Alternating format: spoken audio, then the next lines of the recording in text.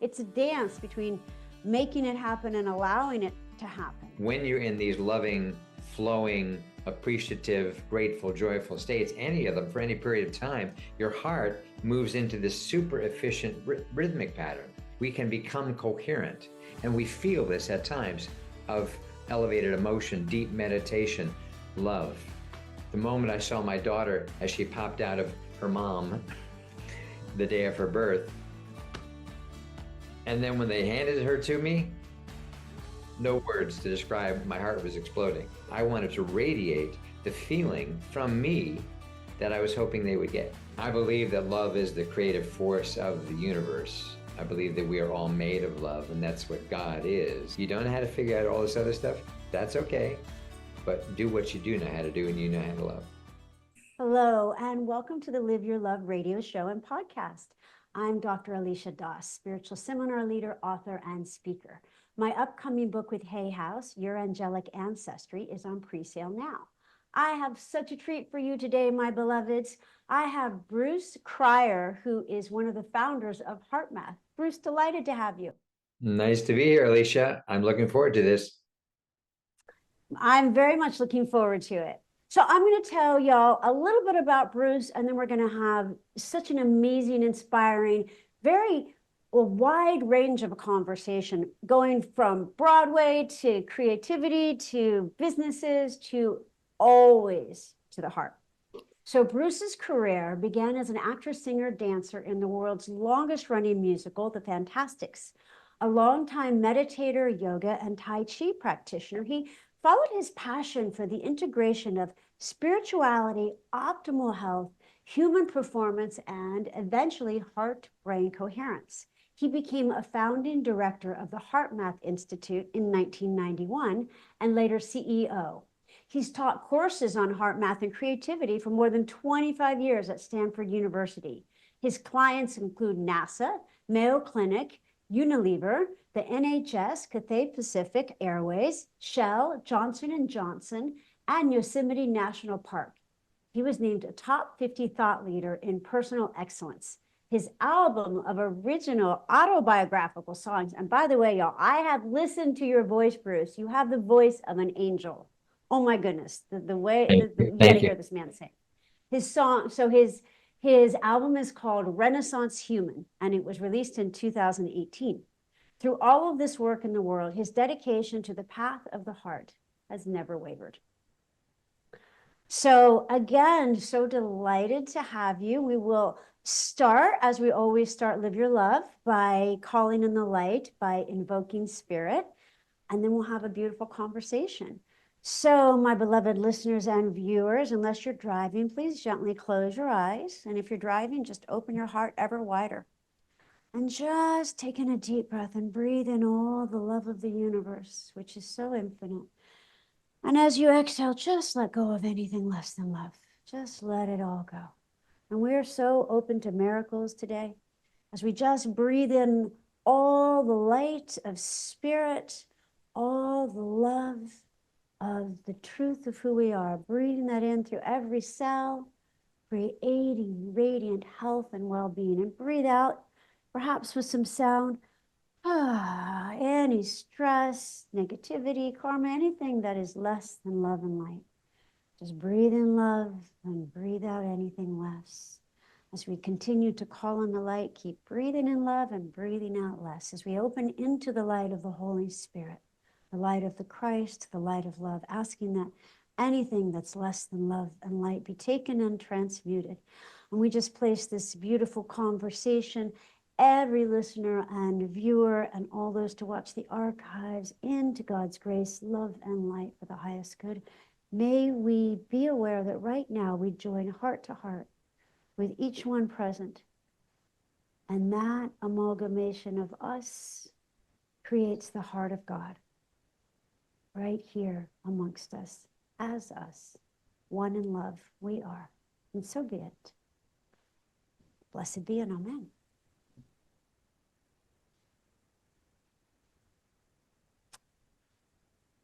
Okay. So, Bruce, and I'm sorry, please, I love it that you're continuing to meditate. me a little bit more about HeartMath. I mean, I think that we all know that we talk a lot about, it talks a lot about coherence, but what exactly does that mean? Can you break it down for people who aren't that familiar with it? Why don't we start off with a very small question? That's great. Meaning I have talked for days on that exact question. Days.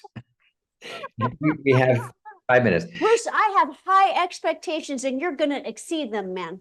Whoa. Okay. Well, here we go. So what was the Okay. question? Just kidding. Yeah. So HeartMath is a beautiful thing. And as you mentioned in the bio, I was there at the beginning and have been associated for now 35 years.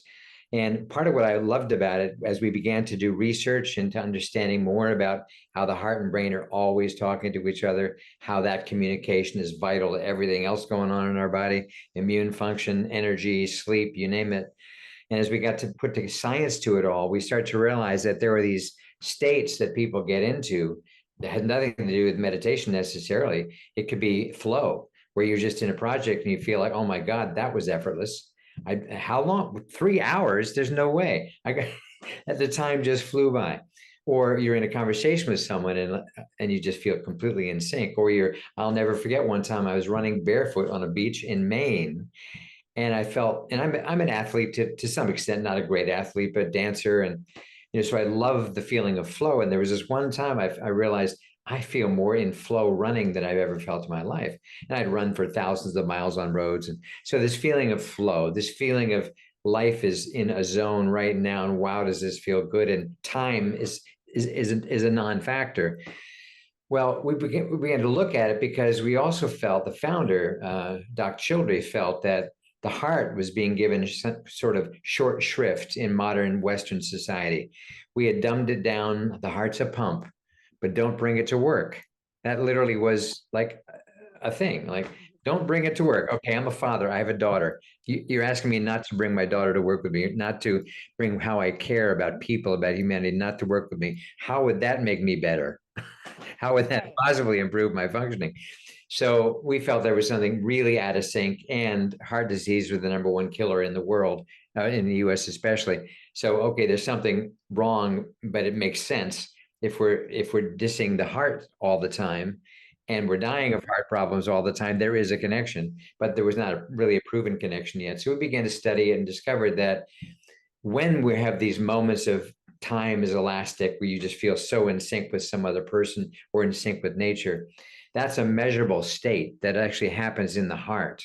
That whenever we are in this beautiful feeling of peace or compassion or love or joy, which we've all experienced, not as much as we would like, but of course your show is a testament to the joy of doing this. Whenever we're in those moments, we began to actually measure the patterns that happen in the heart. Because if we were studying the heart in the early 1990s, it was obvious, well, #1, the heart's the dominant rhythm generator in the body. Name another organ that pulses.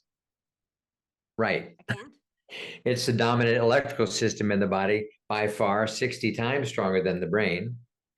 It's a magnetic system like 60 times stronger 60 than the times. The brain. signal produced by the heart is 60 times stronger in amplitude than that which is produced in the brain. So it's it's the electrical generator in the body as well. So all these things about the heart. And oh yeah, I've done this little casual experiment all over the world, 4 continents, probably tens of thousands of people at this point. And I'll ask people to close their eyes. They're usually in a hall or a theater or a conference room or something. I'll say, everybody just point north. And no one has any Do idea it, where do it north with is. us now, Bruce. This is an experiential show. Do it with us now. We're all going to do it with you. So we're going to Great. close our eyes. Well, without any outside references, just everybody right now point north. And you can't cheat and just point to the ceiling. You have to actually try to figure out where's north again. We don't have the benefit of seeing each other, but like Alicia's struggling, trying to figure it out. Yeah. Well, I would not have Totally. pointed there, Alicia. I would have pointed over here. But my point being, I'll do that with a room full of Close a my eyes. thousand. I'll do that in a room full of 1,000 people, and all hands are going in different directions. It looks like, it's crazy because who knows? You don't really know. Yeah. And I'll say, okay, everybody, close your eyes now. And now, just I'd like you to point to yourself. 99 point whatever percent of all people of all cultures where I've done this point exactly where you did, to the heart. To their heart. Oh, wow. And the Wow. random 0.4% that don't, it's somewhere up here in the north, In in the Asia, head. over So, here in Japan, for sure. so my point in sharing that story is that we perceive the heart as central to who we are. Yeah. People who've had heart surgery have a sense of violation, unlike other types of surgery, a sense of often depression that comes with that as well sometimes. So, and Wow. yet all the spiritual traditions of the world revered the heart as a source of wisdom, of courage, of the portal to the divine, the soul, so many things. And yet in the West, in the last couple hundred years, nope, it's just a fantastic pump. Okay, yes, it is, but that's just so not the case. There's so much more. So we wanted to prove that. So we discovered that when you're in these loving, flowing, appreciative, grateful, joyful states, any of them for any period of time, your heart moves into this super efficient rhythmic pattern. Instead of beating kind of chaotically like it does when we're stressed out, it looks kind of like an earthquake when you look at a monitor. When you're in these loving states, the pattern looks like a beautiful sine wave.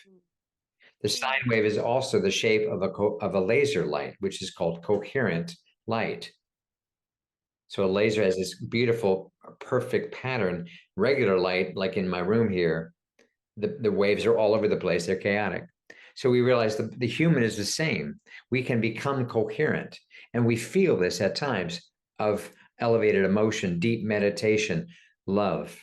The moment I saw my daughter as she popped out of her mom the day of her birth, and then when they handed her to me, no words to describe, my heart was exploding. So we were trying to put all that together and said, so coherence is what is a scientific term to describe what's kind of going on in the body when we're in these states of flow or joy or connection to the divine or to spirit or whatever that is. And it's measurable. And so we took out of just the spiritual domain or religious domain and brought it down and said, hey guys, this is measurable and repeatable, and we can train you how to get in this more of the time. Meditation helps, breathing helps, love helps, prayer helps, but we can show you how to do that. Beautiful. That is so beautifully shared. Can you take us through are there HeartMath exercises? Is there a quick HeartMath coherence experience you can give us? Yes, I would, but I would have to kill you. So it's a secret. It's a very, very high level, top secret. Yeah, I'm happy to do that. In fact, in Oh, you fact, totally had me, dude. in fact, the one that I will share is sort of the public tool in a way, HeartMath. We created something 20 years ago at least called quick coherence. And the idea is it's a quick way to get into a coherent state. Let me describe it first, and then we'll do it. We can do it for a couple of minutes. So there's 3 steps. The whole technique involves keeping your attention. First of all, bringing your attention to the area of the heart. Now, you're not thinking of the organ. It's more like, I think this audience would all get, it's more like the heart chakra is what you're focused on. But it's just in that area. You're not trying to feel the chakra or the heart, but just bring your attention to that area. So that's the first step, just focus here. The second step is to breathe in a steady rhythm, about 5 seconds in, about 5 seconds out. And there's a reason for that rhythm. I'll tell you, I'll share that later. So you're breathing about 5 seconds in, 5 seconds out. And then the third step will be, and I'll guide it all, is to then bring in the feeling of appreciation for anything in your life, for the lovely set that I'm looking at behind you, Alisha, for the 3 cats asleep. They better stay asleep in the outside the door. For the beautiful day Oh, that it are you was. still visiting the cats, or are those your cats? These are visitor cats. Ah, okay. Actually, I'm the visitor. It's their home. You're the visitor. Got it. Okay. I'm the visitor human. So, but you can be appreciating anything, and I'll guide that as well. So the first, step 1 is just focus around the heart. Step 2 is breathe through imagine you could breathe through the heart, the air literally coming in there and leaving there. And then the third step is just to allow yourself to feel appreciation for people, for gardens, for sunrise, for something you're excited about doing next week, anything at all. Freedom of choice. Okay, so I invite everyone to close their eyes. And just gently bring your focus to the area of your heart. If you'd like to put your hand there, you can, but it's not necessary. And now just imagine you're drawing the air in through the heart for about 5 seconds. And now exhale out through the heart also for about 5 seconds. And breathe in again for about 5 through the heart. And breathe out through the heart for 5. And just keep that gentle, steady rhythm going, counting on your own. And it's not a rigid count. You could be 5.5 and 5.5, and that would be just fine. Keep that steady rhythm, keeping the focus in the area of the heart. Enjoy this feeling of the breath steady and the steadying feeling that you're probably gaining in the area of your chest, in your heart. And perhaps that steadying, more peaceful feeling is spreading a bit just from the breath, just from focusing.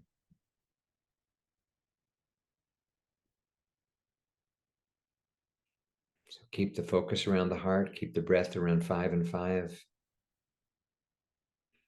And if you notice any tension or pain in any part of your body, allow the exhale to kind of release, like a relief breath, or release any tension out of that part of your body. And now continue with these steps: heart focus, heart breathing. Now I invite you to do heart feeling, meaning focus on things you appreciate in your life. Best friends, wonderful partner, family members, pets, your garden, the vacation spot you can't wait to go to, some activity or hobby or something that you just love. It'd be like, wow, every time I do that, I feel so much myself. And focus on anything: skiing, swimming, hiking, anything at all that you love and appreciate, and just revel in that feeling of appreciation as the breath continues to draw in appreciation with the breath, circulating it around through your body, through all your cells, and just keep this steady breathing going with the focus on appreciation.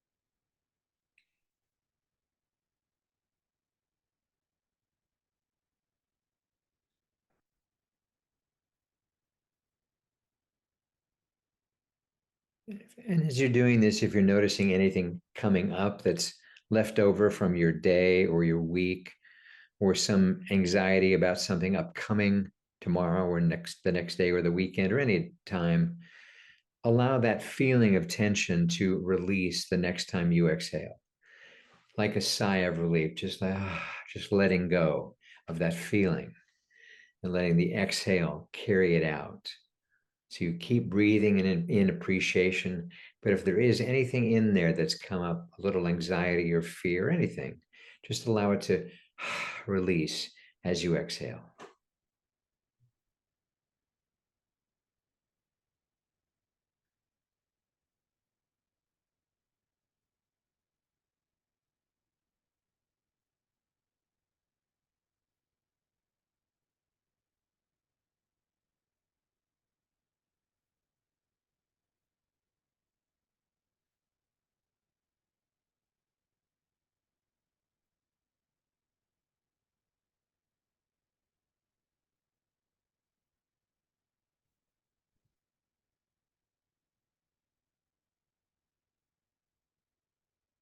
Okay, and so we don't all fly off Mother Earth.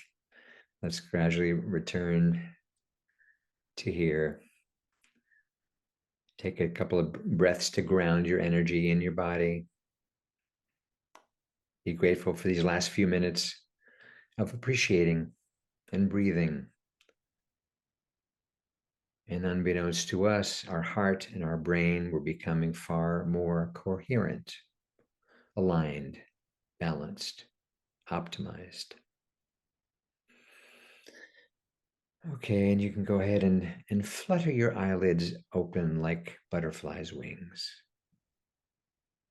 Oh, sweet way to say that. If there's not a butterfly in your room, there should be. I think you should have some turquoise butterflies flitting in the background. I should. I think I should. I think that would be apropos. That was gorgeous.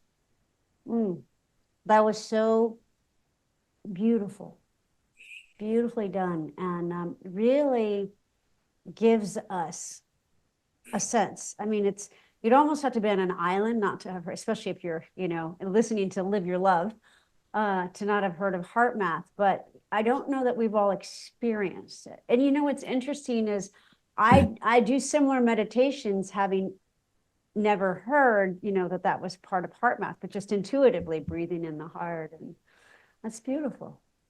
I love it. Thank you. My pleasure. Thank you for asking.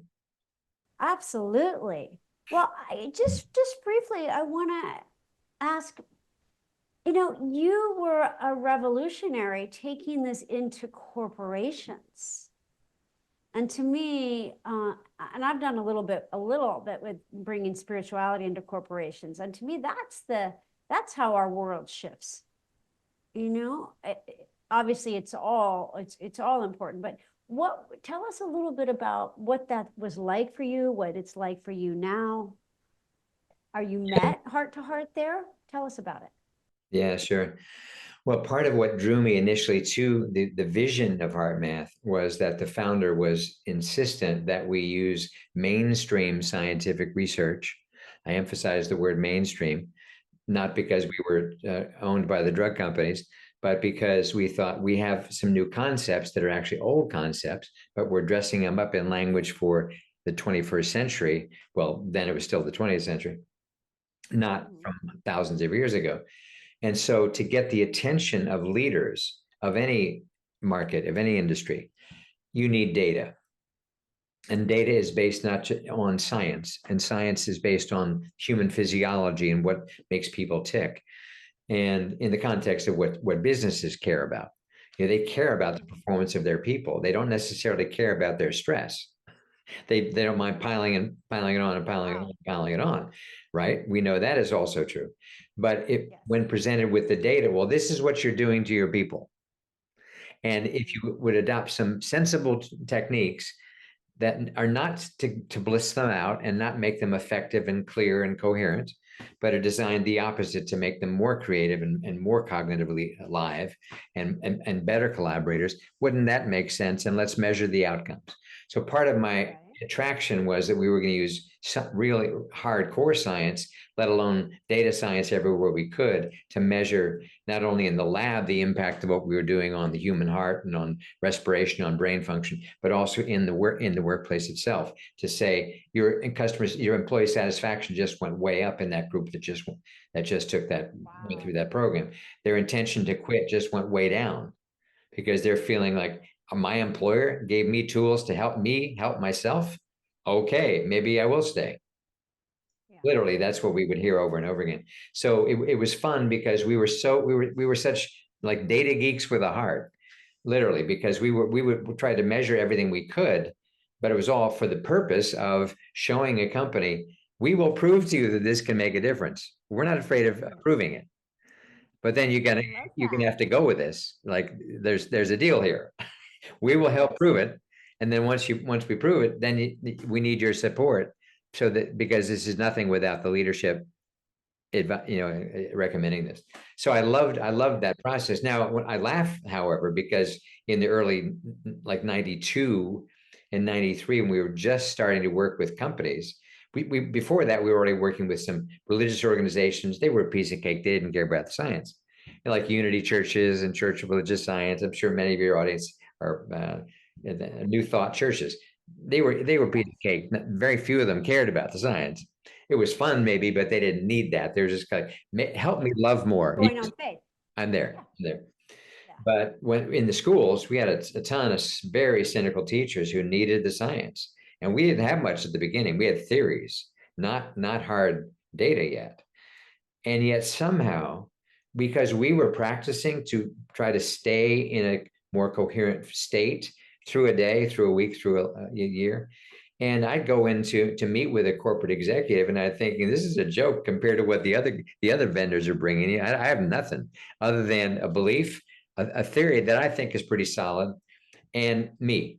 I mean, basically, either you're going to buy into me, you're going to think I'm onto something because of this organization doing good work, and that my team are like, you guys are different. And we would get that a lot. And there were enough companies that said, you guys are onto something, because how you handle yourselves in business is different. You're not just running around, racing around, but you're also not just spaced out either. You're not like what we're afraid of. You're not just like needing to meditate all day long. So it was quite a process. I mean, I'm making it sound like we kind of nailed it from day one. Not at all. But there were all kinds of situations that didn't go well, and where we kind of got laughed out of the room a bit, right? But little by little, people realized these techniques make sense. That thing that I just showed, that we just demonstrated, the quick coherence, like why wouldn't you want to do that? Like, what's the downside?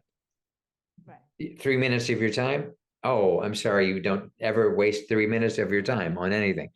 I'm so sorry to be giving you something to help your blood pressure that it might take you, a minute or two. So it was fairly easy for people to kind of buy in once they realized there was a strong science background to this. And as we started getting, there's so many stories of how all this unfolded, but we started getting published in major medical journals, such as the American Journal of Cardiology, such as the Journal of Stress Medicine, such as the Journal of Preventive Cardiology. These are major peer-reviewed journals that to even get in it, because they're peer-reviewed, is saying a lot. And then, when the article is strong. And then eventually Harvard Business Review, and then Stanford, as you mentioned in the bio, got interested in the mid 90s. So there's one strong piece of support after another. So it was the evidence eventually that kind of made it so much easier, because all the skeptics would say, oh my God, you guys are from California, aren't you? And I'd said, yep, guilty as charged, but we got science. Show me another HR program coming into your company that's got the data and the science and the pre and post outcomes with control groups. Show me another one like that. And they'd say, oh, wow, you guys have done your homework. I'd say, yes, we have. For the hippies in California, yes, we have. So I have a certain pride about it, as you can tell, because we were non-traditional, trying to enter major companies, major health systems, as you name some of them. So it was an interesting job, but I also felt like I was kind of undercover in a way, because I was having to language things in medical terms, in engineering terms. Engineers loved HeartMath. I'd have a room full of engineers at Shell Oil in London, and they just eat it up, because we had so much science to explain how the human system worked, the autonomic nervous system and the heart talking to the brain, 40,000 neurons. We had so much good, clean, logical, linear science that those types loved it, and those types often were the ones that actually ran the companies.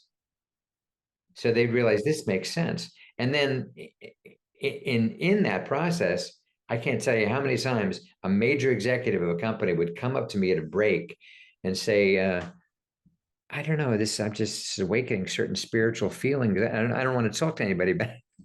And I'd say, yeah, I wouldn't say this, but I was like, this is a Trojan horse. We're ultimately about the spiritual life, but how do we reach people, the masses? We've got to present it in a way they can understand. You have to meet people where they're at, but where they're also at is trying to understand these other promptings going on inside them, where they don't get any kudos for that in their corporate environment, or necessarily even in the family. So it's been a very fun journey, and I find I still love talking about it. I still love helping people in any way I can from my own practice of all of this for 35 years. No, that's really beautiful. And yes, I think people they think they're coming for one reason, and they're really coming for something much deeper and more pervasive than they realize. People just, especially in the corporate world, don't talk about it, but they are more and more. There's a lot of intensity and, yes, darkness on the planet, but to me, there's also more light. People are opening up in a really beautiful way. I totally agree. Yeah, beautiful. Well, I want to take a little bit of a left turn and talk about your beginnings as an amazing singer and dancer. And tell us a little bit about your time with, with the Fantastics and being in the creative world. What were some of the highlights? What did you learn? Share about that. Well, yes, delighted to. So a little backstory. So I was a kind of an all-American kid, played three sports, nothing. I was a very good student. I'm not trying to be shy. I was a very good student, but like top of my class throughout at a, upper middle class New Jersey suburb. So I was pretty sharp there, but also kind of unmemorable. There's not a specific thing that I was like, wow, he's really an awesome whatever. But I was a musician at age 8. I started playing trumpet in the little elementary school band, and later had a trumpet teacher, and later was good enough. I was in New Jersey Junior Symphony, but I was never going to do it seriously. But my senior year in high school, I decided to be in the chorus of the high school. And my teacher, the voice teacher, knew me from as a trumpet player, blah, blah, blah. I get told I'm going to play the lead in the high school musical. I did not audition. Ah, And he pulled me back to the auditorium one day, and we'd been kind of rehearsing. Like he was working with me. I was one of the new kids in the choir. He seemed to be working with other new kids. I was liking it. Okay, this is cool. I don't know where this is going, but this is fun. And then one day he says, "Well, we're going to do it. Everybody wants to know the big musical to be Carousel, the famous Broadway musical, and you're going to play the lead." And I was like, "What?" I don't recall auditioning for that. I don't even know what the show is. And so 9 months later, this was fall, and the show wasn't until May. 9 months later, or 8 months later, I performed in that show. A cousin of mine who was a big star on Broadway at the time came and saw me, and it was a thrill. I mean, basically, I was exploring a side of myself I never imagined I would do, nor had I had any impulse to do. I never thought of myself as a singer. I was not a dancer. I was not theatrical in any way. If I had an opportunity to be on stage or not, or not one, like I wasn't the one that needed to be in front, not at all. I was shy of anything. 2 years after that high school musical, I'm playing the leading role in the longest running musical in the world, The Fantastics in New York City. Finding myself in that role, living in a penthouse apartment for free, also 5-minute walk to the theater. I was a sophomore at the Oberlin Conservatory of Music, where I was studying voice, dance, and theater. I had this rapid from that high school experience, realized there's something here. My cousin told me, "You have a gift, I will help you." So it was kind of like, I think you need to follow this dude. Start picking up some dance stuff. Dude, Luigi, he was the old, remember Luigi from your days in New York? He was the main jazz teacher for Broadway dancers. Anyhow, I was just picking up stuff and found that I think I'm pretty good at dance. The athlete in me is kind of enjoying the dance. This is more fun kind of than baseball. And then the singing was developing because I was at a world-class music school, and things were getting better and better. And then I get this role for 2 months, 64 performances in the Fantastics. And I kept saying to myself, how did I get here? I never aspired to any of this. And here I am. And oh, by the way, that show, The Fantastics, there was the first show I ever saw in New York City when I was 9 years old. oh, Because my cousin, the one that was the famous actor, that was his big break for his career when I was 9, and he was about 25 or something in New York. So 11 years later, I'm picked to be the boy in that same show that my cousin had been 11 years earlier. So there was so many surprises through the whole process. I was not a theater kid. Oh my God, I got to be on stage. I got to be on stage, or wanting to sing. Like, even as people were saying, you have a really good voice. I said, really? Well, I don't hear that it's all that great. Over time, I realized, okay, okay, I believe him now. But yeah, it just was such an unexpected journey in so many ways. And becoming a dancer, I discovered I love to dance at least as much as I love to sing. And in some ways, I like to dance more because it's easier. Put on a nice piece of music, I can dance anywhere in front of anybody, and that's all I need, you know. Whereas singing it's a little more restrained in some ways for me. Not that one's better than the other. So it was the gift of a lifetime. And I left that career, as I think I mentioned to you. After about 5 years in New York, I decided I was being pulled to California, interestingly, not just because it was California, but because of that's where you went in the late Right. 70s for your spiritual growth to learn about health and wellness. And that was clear to me and my girlfriend at the time, who was also a great actress. That was clear to us both. It's time to exit this world of theater and entertainment and all that. It's fun. We're really good at it, but it's not got this satisfaction, the sense of fulfillment, as if we could learn more about ourselves and help others in other ways beyond entertaining them. Ironically, now I do both. So it all That's came great. back eventually. It all came back in a very big way after I had cancer and a bunch of things, and I found myself yearning to sing again. And even though I'd had double hip replacement after the cancer, um, I found myself challenged to dance again by a friend of mine who I will never thank enough for him challenging me to try 5 rhythms dance. We talked about your soul dance. So this was a similar method. And I could not believe when I got on the dance floor and could actually dance a little bit, even though I just had double hip replacement. And 14 years later now, 13 years later, I can't dance enough. And I'm dancing at a level I never would have imagined I could dance at the level I'm dancing now, at the age I am now compared to when I started. So life has had so many surprises, so many surprises.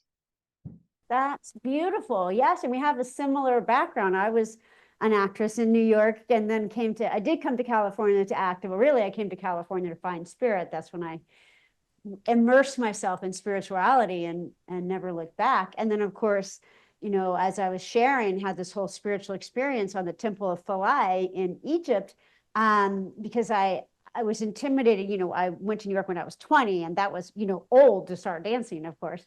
Yeah, And and I just started having these spiritual experiences while dancing. And I'd been a DJ, so I started soul dance, which is many people have done, thousands of people now. And it's really about just dancing. If you can walk, you can dance. And and even if you can't walk, I have people in wheelchairs come to soul dance and absolutely. dance. Yes, beautiful. And yeah, it was and it's so healing. And the thing about dance is you go in so many different directions. It's actually very healing for your body Totally. because you're not just like weights or running where it's very unilateral. It's live. Fluidity, flexibility, and it's regeneration. It's the movement of regeneration a lot, right? The flexibility and the you're adapting to what you're feeling and what the music's doing to you. Exactly. And Yes, I found it was a great spiritual exercise to be moving outwardly, but to be focused inwardly, and then to allow the movement to reflect the inner experience to be affected by the movement until it became one and the inner became the outer. I totally know what you mean. Yes, beautiful. Yeah. So now I know you had a lot of physical challenges, as you just intimated. How did HeartMath help you through that? I mean, that was a tremendous advantage. And how can people who are dealing with, I'm in the Palisades. You're my first podcast back in the Palisades, different studio, but still back in the Palisades. So talk to us about moving through challenge, which is inevitable and also strengthens us, but with flow and with the heart, and rather than with will and forcing ourselves through things. So that was Yeah, another big question you could talk for days on. I could. Yeah, but thank you for asking. Yeah, well, I think in my own journey of the heart, which began way before HeartMath, but HeartMath became the organized process to really dive deep on all the levels of the heart, or at least as many as we explored.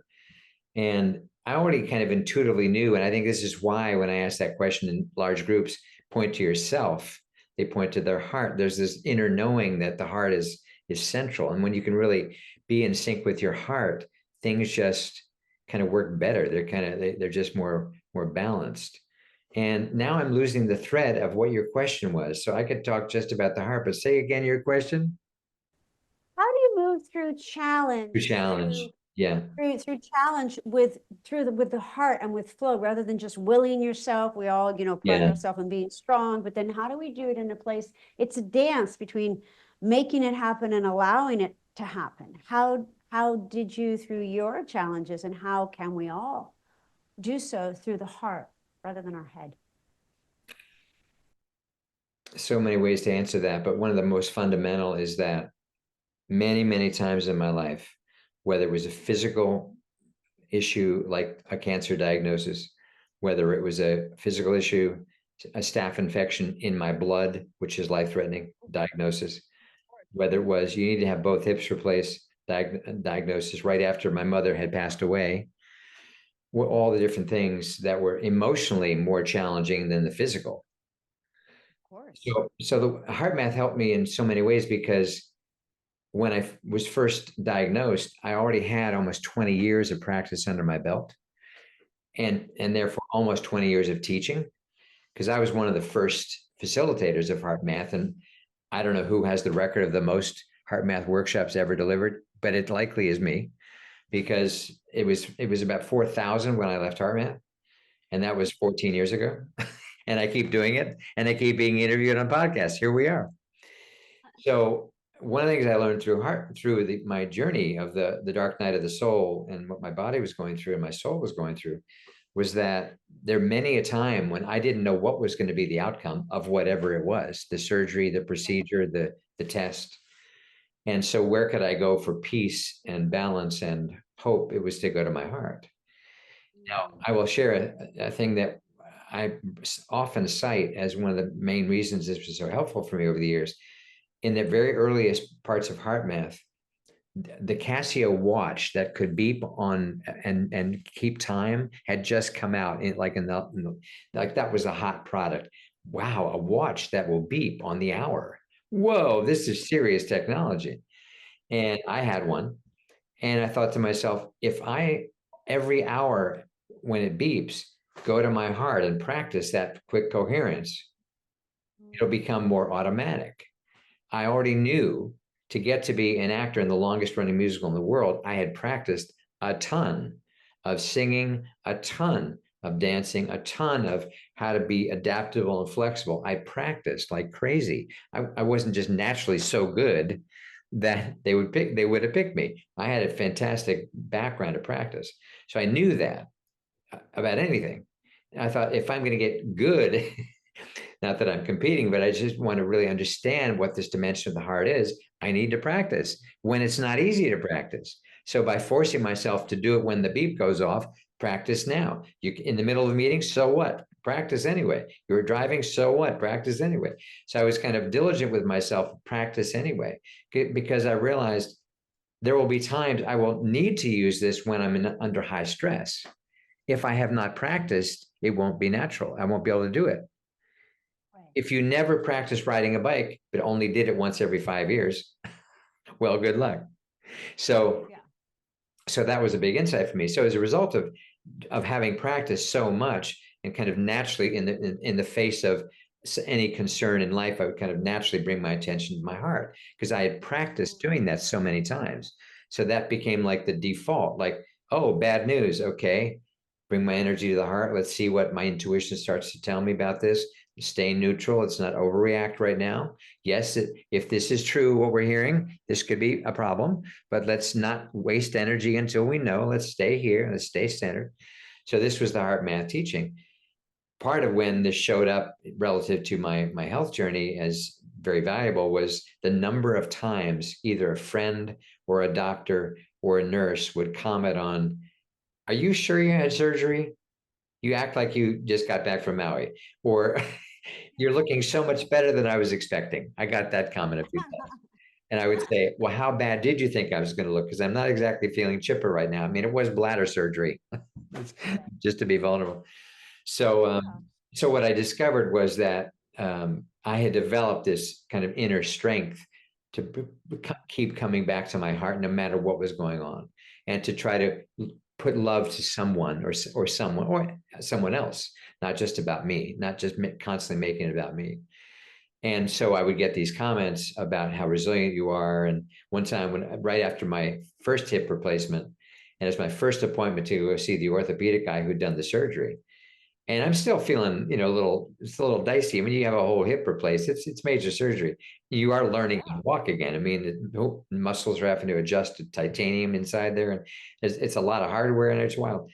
And I'm at the doctor's office, and they put you in these ridiculously huge paper shorts. Like, okay, number one, if my waist was 60, these would fit fine. And they're paper, like, dude. And anyway, that's what it was. So I had to walk down the end of a hallway. As I get near the end of the hallway, my doctor's watching me. I hear him laughing. That's not a good, comfortable feeling when I'm like, it's not like I'm on sort of on the runway, like, and he's watching me. And I hear laughter, like, oh no, what's going on? And I walk back as I'm like, what's so funny? He said, his physician assistant and him, we wish all of our patients, you look amazing. You're doing so well. I said, really? I have no sense of how I'm doing. I have nothing to compare it to, so I don't know. But there again was another example. Wow, your recovery is so impressive. So that is absolutely attributable to all the work of the practice I did, but also all the times I spent guiding others. Every time I would guide anyone, it was practice for me. It wasn't just something I was doing by rote. Oh, here's the steps. I was absolutely practicing it because I wanted to radiate the feeling from me that I was hoping they would get. I wasn't telling them I was doing that, but why would you do that? If you're just going to be mental saying the steps, they'll feel that. If you're actually in your heart loving them as you're saying the steps, they'll probably feel that.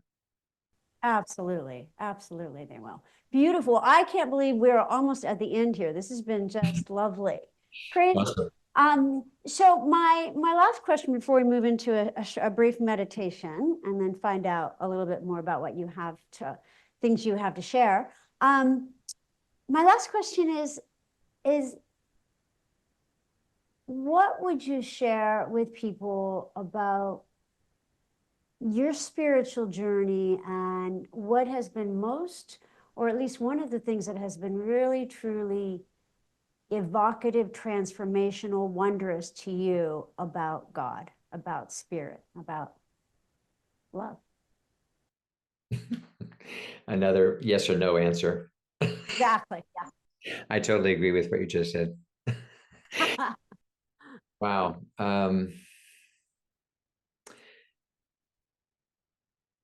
I believe that love is the creative force of the universe. I believe that we are all made of love, and that's what God is. And there was a phrase I heard early on, 30 some years ago: love is never wasted. And that's become a mantra for me, especially when I'm having a conflict with someone or something's not going the way I hoped it would go. The expectation was not met, and to love anyway. And there have been many times in my life where I just, like, there were dark times. The health stuff was one period, but I've had other things that have gone on too that were also very challenging. And I'd be at a point of despair sometimes. I'm highly emotionally sensitive, hence dancer, singer, actor, and poet, writer, photographer. And so, but I would quiet myself down, and a little voice would say, you don't know what to do, but you know how to love. You know how to love. Just love. You know how to do that. You don't know how to figure out all this other stuff. That's okay. But do what you do know how to do, and you know how to love. You've proven to that to yourself. You know what love feels like. And that's what the universe is made of. That's what God is, in my experience. And so to be able to experience that as the presence of God in a day, in a meeting, in a phone call, while driving, is an incredible gift to get. I'm not saying I do it all the time, by the way, but whenever that happens, and it often comes through music, often it's through music, and often it's through music and dance. This Sunday I'll dance with 20 of my closest dance buddies, and there'll be moments I'll probably be sobbing in the middle of the dance. Something will be so beautiful to me, and I'll just be like, I can't believe I'm getting to dance again.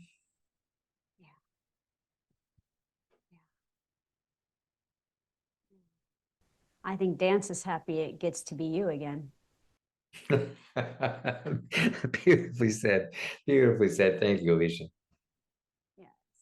Shall we move into a meditation? Absolutely. Wonderful. So, my beloveds, just truly, let's just set the intention to open your hearts, your heart chakras, your hearts ever more than you have, even more than you have, wider, higher, deeper. And just take a moment and just receive love into your heart on the in-breath. Breathe in love into your heart chakra, and as you exhale, just exhale anything less than love. Breathe light into your heart. Just let go of anything less. Just let it all go. Let it be transmuted. Just offer it up like lilies floating on a pond. Just floating away from you. Any worries, concerns, troubles. Because at this moment, there is nothing more important than love. And in fact, the same is true for the next moment and the next. So breathe in love, and this time as you breathe in love and you exhale, that love just amplifies all through your beingness. And that love is so great through you, it touches to the hearts of those listening with you. And now that creates a daisy chain of love, linking your heart to the hearts of all your beloveds walking this planet with you, especially when they don't feel like your beloveds, because love is never wasted, as Bruce said. So opening your heart evermore, containing the entire world. As Whitman said, you are large, you contain universes, so allow your heart to expand well beyond you, well beyond the room you're in, to fill the entire world. And in fact, stretch your arms out and arch back, opening your heart even more. More love, more light, more truth. This is who you are. When someone asks you to point to yourself, perhaps you point at your heart and know that contains all hearts. You reside within the heart of God. And just place both your hands on your heart. Just be aware of the gentle rising and falling of your chest as God breathes you. Perhaps God breathes love into your heart with each breath and breathes love out with each breath. And now we're just becoming aware of that, of what's always been going on.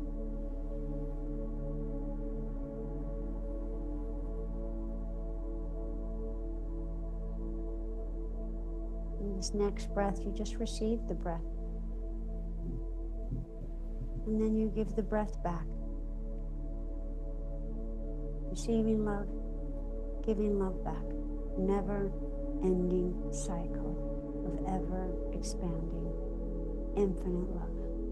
This is who you are. Amen.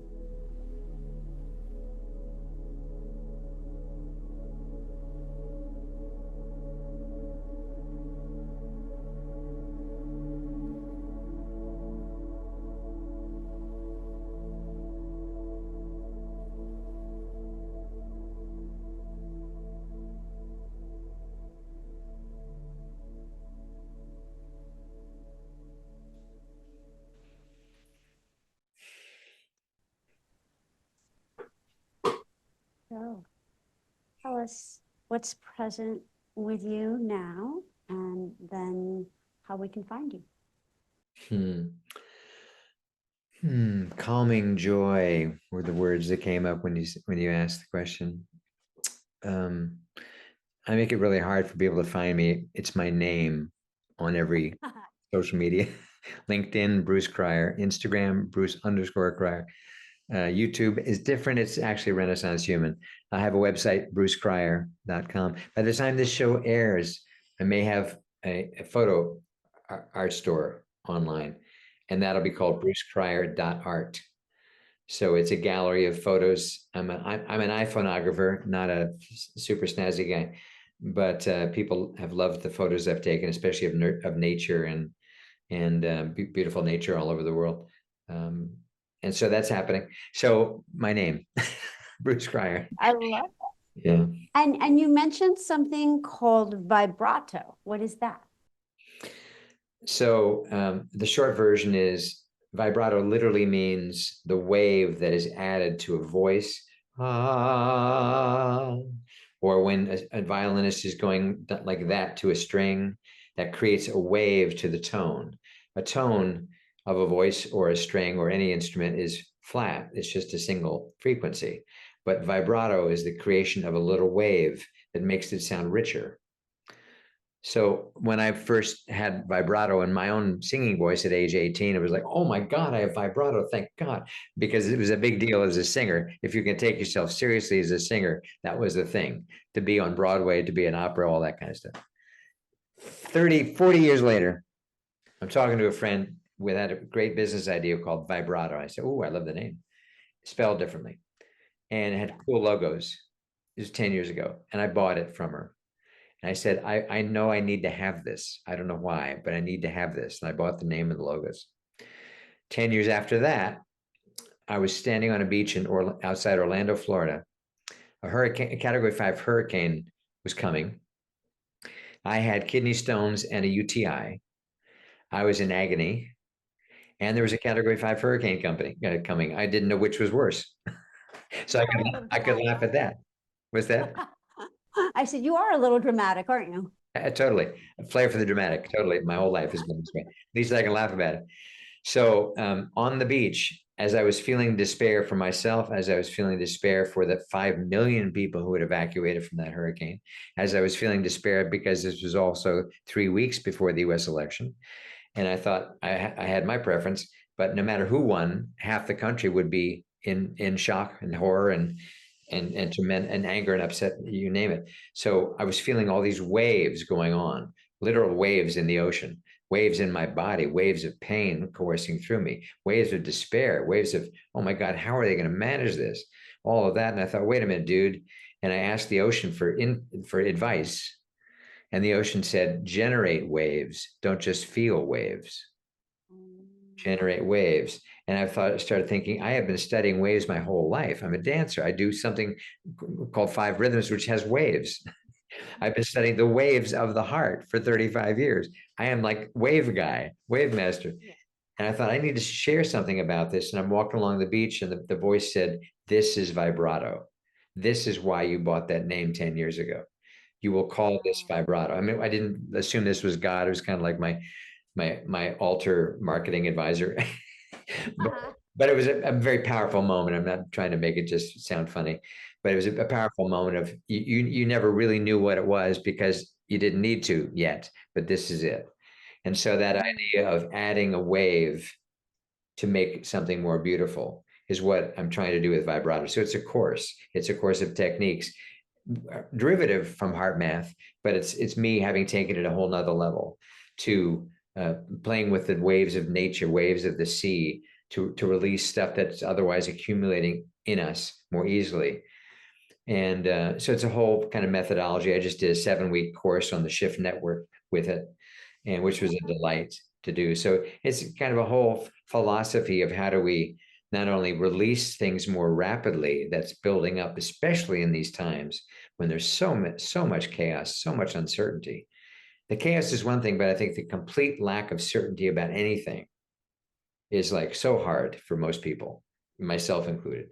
So how do you deal with that without it just causing more stress, more frustration, more fear, more anger, whatever it is?